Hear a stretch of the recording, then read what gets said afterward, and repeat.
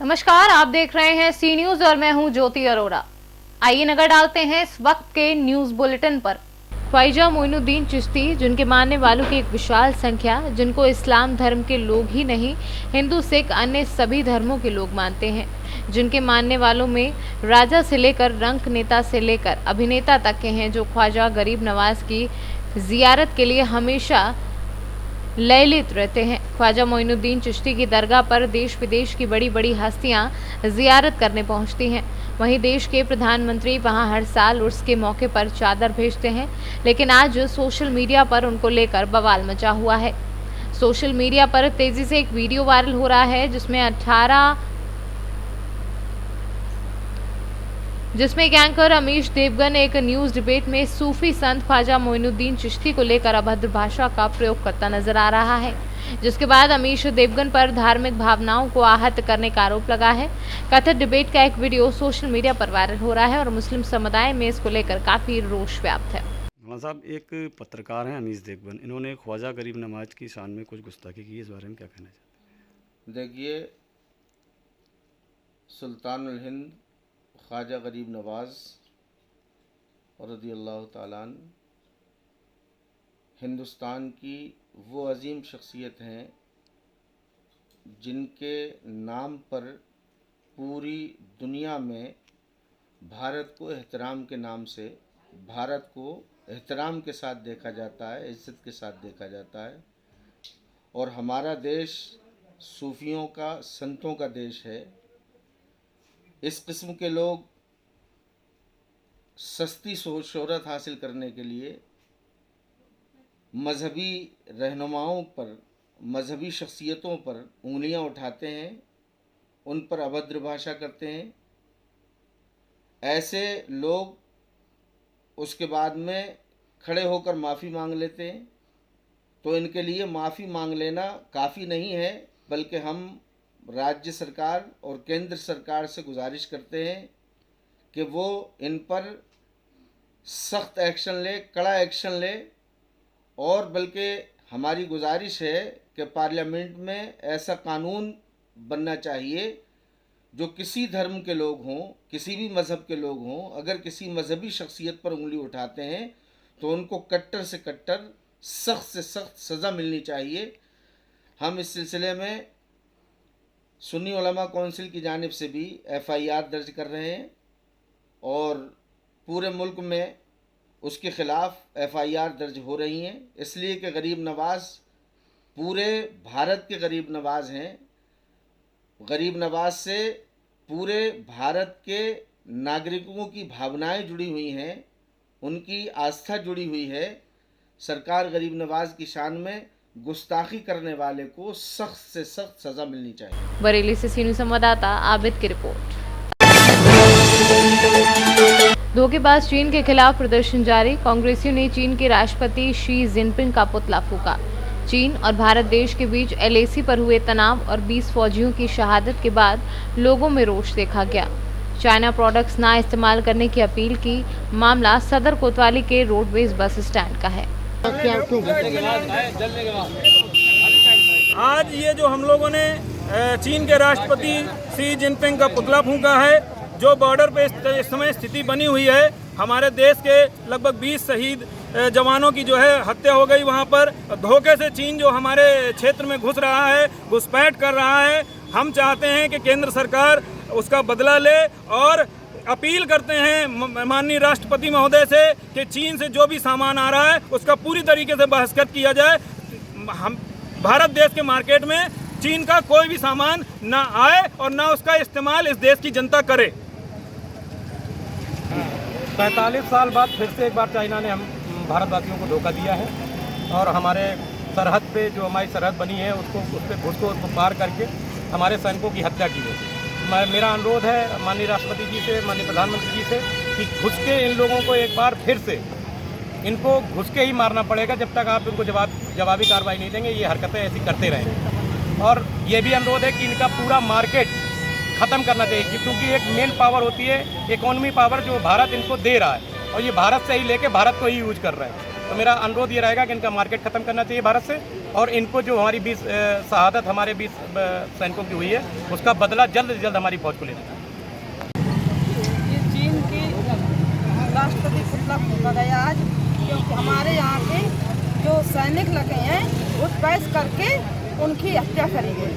और हमारा कहना है कि जो चैनक सामान आ रहा मेरे यहाँ बिल्कुल बंद होना चाहिए। प्रधानमंत्री से यही मेरा निवेदन रहेगा कि जी बदला होना चाहिए। जी हमारे जो नौजवान 20 शहीद हुए हैं, बस इनके लिए कामना करना चाहिए। हमीरपुर से सीनू संवाददाता JM ओझा की रिपोर्ट। उत्तर प्रदेश के जनपद हापुड़ में लगातार कोरोना संक्रमण के मरीजों की संख्या बढ़ती जा रही है। इसी को लेकर जब आज शहर के हॉटस्पॉट व सीलिंग क्षेत्रों का दौरा कर हमारी टीम ने संक्रमण को बढ़ने का कारण जानना चाहा, तो बड़े ही चौंकाने वाले मंजर देखने को मिले।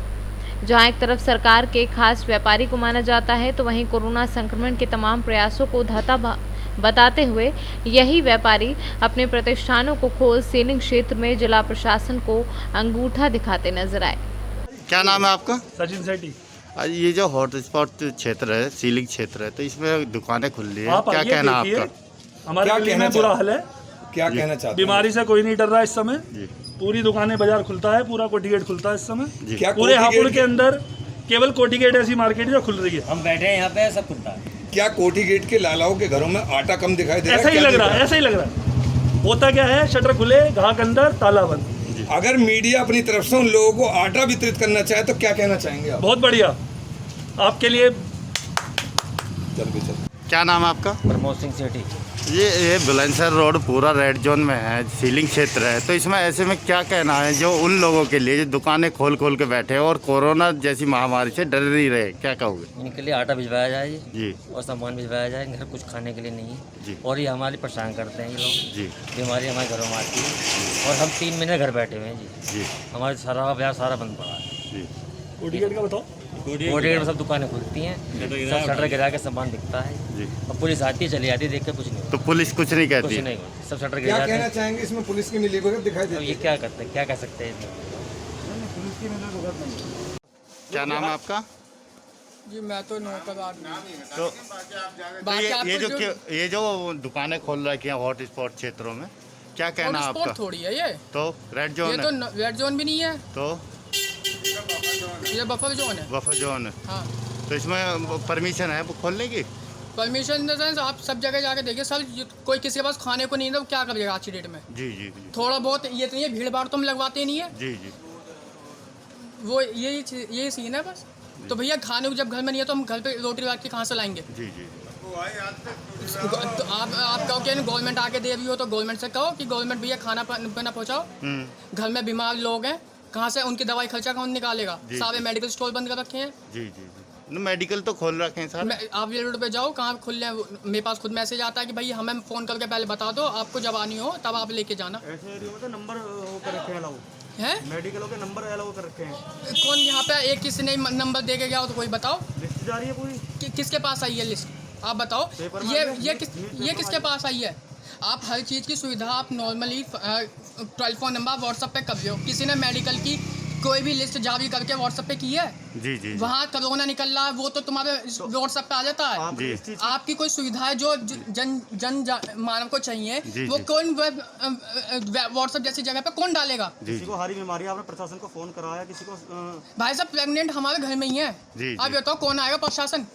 ये तो सबसे पहले डॉक्टर के पास जाओ, डॉक्टर ये कहता है कि कोरोना का टेस्ट करा के लेके आओ। जी जी जी। तो ये तो महामारी है, तो टेस्ट ये महामारी टेस्ट करवाना पड़ेगा। जब आप ऐसे में दुकान खोल रहे हैं, 10 लोगों से मिल रहे हैं, तो उसकी सूचना तो ऐसी चीजें प्रोवाइड कौन कराएगा? डॉक्टर तो साला 12 बजे निकल के आता है। जब आप प्रोवाइड को आप दुकान खोलने से बाज नहीं आ रहे तो सरकार की भीड़ तो नहीं है? भीड़ तो नहीं है दुकान पे? आपने आप खुद क्षेत्र में आप खुद 4 जने झुंड बना के खड़े हो। आप खुद आपने मास्क लगा रखा है? मीडिया पर आप खुद झुंड में खड़े हो। आपने मास्क लगा रखा है बड़े भाई? नहीं। बुलंदशहर रोड के कुछ लोगों का ऑब्जेक्शन उठ रहा है कि जवाहरगंज जैसे क्षेत्र के बाहर की दुकानें खोल दी गई हैं, लेकिन बुलंदशहर रोड की दुकानें खोली नहीं गई हैं। क्या कहना चाहेंगे कि जहां कोरोना पॉजिटिव मरीज मिले उनके जस्ट पीछे की दुकानें खुल रही हैं? और यहाँ से लेकर किलोमीटर तक का एरिया दूर होने के बावजूद भी दुकानें नहीं खुल रही हैं। क्या कहना चाहिए? ऐसा है जो आप कह रहे हो कि पॉजिटिव के पीछे की दुकान खुल रही है, मुझे इस मामले की जानकारी नहीं है पहले तो जी। और बुलंदशहर रोड पे भी कई पॉजिटिव निकले हैं जिस वजह से नहीं, विधायक जी जवाहरगंज में 16 पॉजिटिव है। जस्ट उसके पीछे ही हमारा रेलवे ये अपना हाईवे रोड पड़ता है, वो दुकानें खुली हुई हैं, लगातार खुल रही हैं। तो उसके लिए क्या कहना चाहेंगे? वो नहीं खुलनी चाहिए कायदे में, ऑब्जेक्शन उठ रहे हैं लोगों के। इसमें कभी उन्होंने हमको जिक्र भी नहीं करा, हम बात कर लेंगे आज। बुलंदशहर रोड के जो लोग हैं वो ये ऑब्जेक्शन उठा रहे हैं कि हमारे साथ प्रशासन दुर्व्यवहार कर रहा है। तो क्या कहना? कोई दुर्व्यवहार नहीं है, तो कोई ऐसी बात है तो हम बात करेंगे डीएम साहब से आज। 3 महीने से लगातार यहाँ जो बंद है, यहाँ काफी पॉजिटिव भी निकले हैं। जदीद के पार भी लग सकता है कि उधर पॉजिटिव है, इस साइड यहाँ पॉजिटिव नहीं है। हम आज ही डीएम साहब से बात कर लेंगे इस विषय में। ठीक है, ठीक है। हापुड़ से सीनू संवाददाता रुस्तम सिंह की रिपोर्ट। उत्तर प्रदेश के जनपद हापुड़ में कोरोना संक्रमण के चलते सरकार द्वारा लॉकडाउन के दौरान प्रदेश परिवहन विभाग को बंद कर लॉकडाउन के दौरान सभी परिवहन सेवा के समाप्त होने पर उनकी तिथि को आगे बढ़ाने का निर्देश जारी कर दिया था। परंतु सरकार द्वारा लॉकडाउन को समाप्त कर जब अनलॉक 1 घोषित किया गया और उसके साथ ही धार्मिक स्थलों के खोलने का निर्णय के साथ साथ सरकारी विभागों में कार्य को सुचारू किया गया, तो जनपद हापुड़ में परिवहन विभाग ने भी जनता को सरकार द्वारा प्रारंभ की गई सेवाएं देनी प्रारंभ की। इस सेवा को प्रारंभ कर देने के लिए बकायदा परिवहन विभाग सैनिटाइज करवाया गया और लगातार आने वाले सभी उपभोक्ताओं के लिए thermal scanning, sanitization, social distancing आदि की व्यवस्थाओं के साथ सेवाएं शुरू की गई। तो अभी ये हुआ है कि हम लोग कोविड-19 से लोगों को बचाने के लिए जो सुरक्षा के जो उपाय किए जाते हैं वो सारे विभाग भी किए गए। उसके साथ साथ जो है वो लाइसेंस, लर्निंग लाइसेंस जो 1 फरवरी 2020 से लेकर 30 जून 2020 तक एक्सपायर हो रहे थे, उन लाइसेंसों को अस्थायी लाइसेंस के रूप में यानी कि परमानेंट लाइसेंस बनवाने के लिए आवेदक आवेदन कर सकते हैं। इसके अतिरिक्त जो है रिन्यूअल और डुप्लीकेट की भी प्रक्रिया चालू की जा रही है, जिससे कि लोग अपना रिन्यूअल वगैरह का काम करा सकें। परंतु अभी कोई नया लाइसेंस जैसे कि लर्निंग की प्रक्रिया अभी चालू नहीं की गई है। इसलिए जनपद के सभी जनपद वासियों से एक अनुरोध है कि वो मात्र केवल जिनके लाइसेंस की लर्निंग 1 फरवरी 2020 से 30 जून 2020 के बीच समाप्त हो रही है, वो अस्थायी लाइसेंस हेतु आवेदन कर कार्यालय में उपस्थित हैं। साथ ही साथ ऐसे वाहन स्वामी जिनकी वाहन यूरो 6 की हो और वो किसी अन्य जनपद से वाहन खरीद करके लाए हैं, वो अपनी वाहन ले आकर के कार्यालय में पंजीकरण का कार्य करा सकते हैं और अपनी वाहनों से संबंधित जनपद के समस्त वाहन स्वामी उसका हस्तांतरण, एसपीए डिलीशन, इंडोर्समेंट इत्यादि का कार्य भी ऑनलाइन के माध्यम से करा सकते हैं। जैसे सर टैक्स और परमिट का काम है वो क्या जारी है? वो एक्चुअली क्या है कि अभी जो शासन का आदेश था उसके क्रम में जो है 30 सितंबर तक तो बढ़ाया गया है, परंतु जो आपका ये कहना कि टैक्स के संबंध में, तो जैसे ही हम लोगों के सॉफ्टवेयर में कोई अमेंडमेंट आता है तो हम जनता को जरूर अवगत करा देंगे, जिससे कि जनता उस सुविधाओं का लाभ प्राप्त। इस कोरोना महामारी के दौरान में आने वाले जो हमारे यहाँ पर टैक्स या लाइसेंस से संबंधित लोग, उनके लिए क्या क्या व्यवस्थाएं की गई? यहाँ हमारे यहाँ व्यवस्था ये की गई है कि आपको गेट पर जो है सैनिटाइजर और साबुन का, जिससे कि जो भी व्यक्ति आता है वो पहले हाथ साफ में लेगा।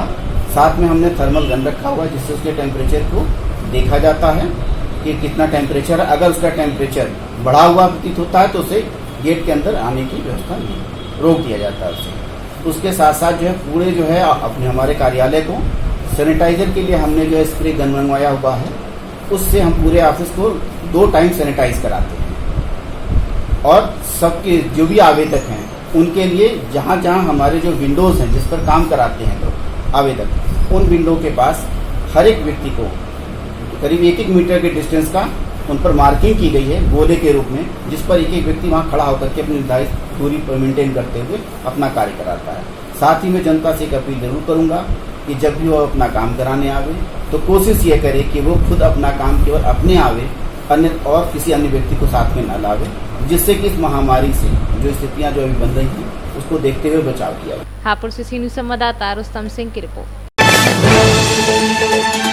कांसाबेल में पुलिस सूत्रों से मिली जानकारी से मंडल संयोजक भीमसेन स्वर्णकार ने कांसाबेल ब्लॉक कांग्रेस के जनपद उपाध्यक्ष कुलवंत सिंह भाटिया के बेटे रणवीर सिंह भाटिया के विरुद्ध गाली गलौज कर जान से मारने की लिखित रिपोर्ट दर्ज कराई है। ये स्व सहायता समूह के माध्यम से छात्रावासों में सामान वितरण का था, जिसका उसका कहना था कि मेरे द्वारा वितरण करवाया गया है और स्व सहायता समूह के जो बिल हैं वो जितना मात्रा में देना था सामान, तो उस मात्रा में सामान भी नहीं दिया गया है और बिल अधिक का दिया गया है। तो मेरे छात्रावास अधीक्षक जो राकेश है उसके साथ में क्रीट रचना करके ये दोनों मेरे को मेरे ख्याल से पिए खाए थे लगता है, और दिनांक 13 तारीख को रात को 9:30 बजे जब मैं खाना खा रहा था तो मुझे गाली गलौज किया गया और जिसकी रिकॉर्डिंग मैं